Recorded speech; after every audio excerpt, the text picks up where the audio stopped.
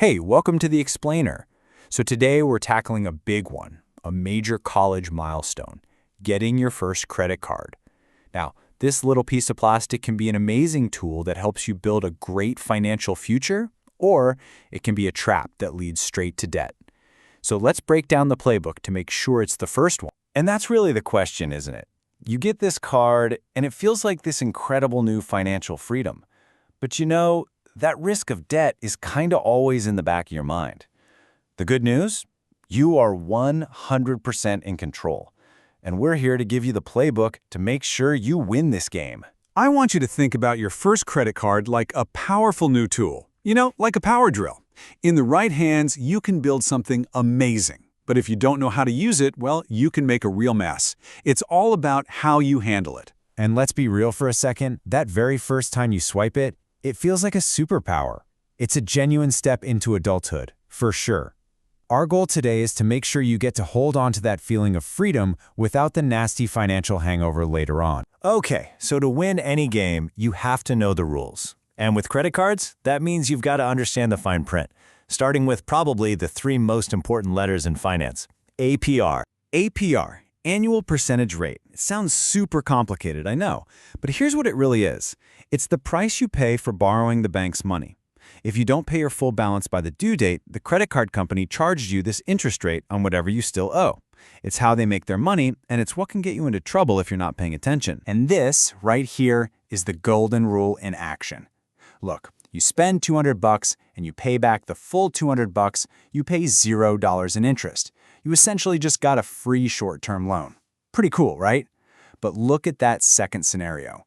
If you only pay back a little bit of it, that APR immediately kicks in on the rest. And that, my friends, is the debt trap. But wait, interest isn't the only trap. You got to watch out for these other little things.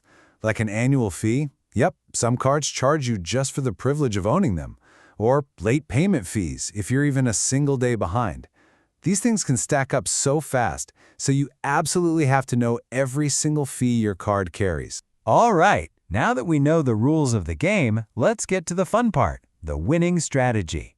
This is your personal playbook for using a credit card responsibly, building amazing habits, and starting your financial life on the best possible foot. Your core strategy boils down to a super simple three-step routine you do every month. First, you budget. Only put charges on the card that you know, for a fact, you can cover. Second, you pay your balance in full. This is the big one. It's non-negotiable. It's how you stay out of debt, period. And third, you monitor your statement. This makes sure there are no surprises, and it forces you to see exactly where your money's going. It's a simple little loop, and it is totally foolproof. This right here, this is the single most important mindset shift you can make. Your credit limit is not your money. I'm going to say that again. It is not an extension of your bank account.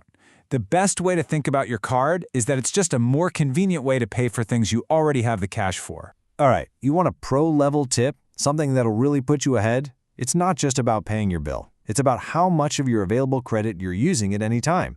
It's a thing called credit utilization, and the golden rule is to keep your balance below 30% of your total limit. Why? Because it shows lenders that you're in control and not living on the edge. It's really that simple. Like if your credit limit is $1,000, you should try to never let your balance creep above $300. Staying in that healthy green zone is one of the fastest ways to build a fantastic credit score for your future. Okay, so every good playbook needs a defense, right? So let's talk about the red flags.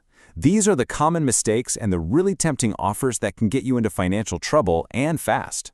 Knowing what to avoid is just as important as knowing what to do. And here is one of the biggest red flags out there, the cash advance. It can seem like such an easy way to get cash in a pinch, but trust me, it is a trap. A normal purchase gives you a grace period before interest starts. A cash advance? Nope. The interest starts piling up the second you take the money out, and it's almost always at a much higher rate, plus extra fees.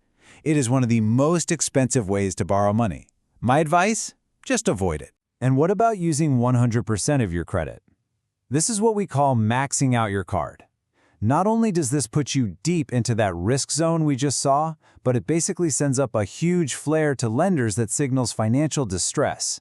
It can seriously damage your credit score. Okay, so what if you do make a few mistakes and you find yourself struggling? It happens. The single most important play here is knowing when to call a timeout and ask for help.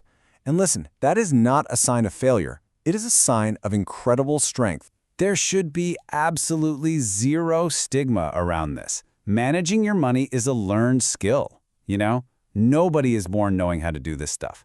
Everyone needs a coach sometimes.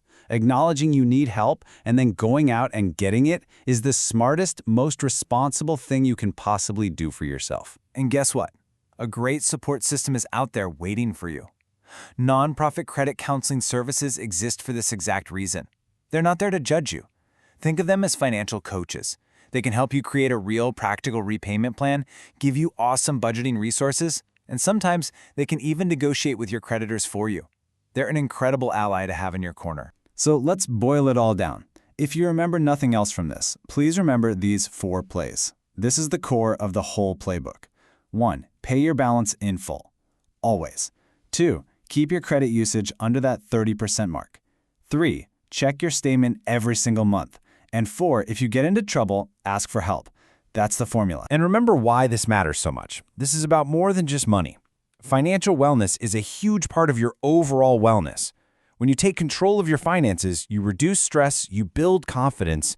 The smart habits you start building today are going to create a positive ripple effect across your entire life. So, the foundation for your financial future is literally being laid right now with this first card.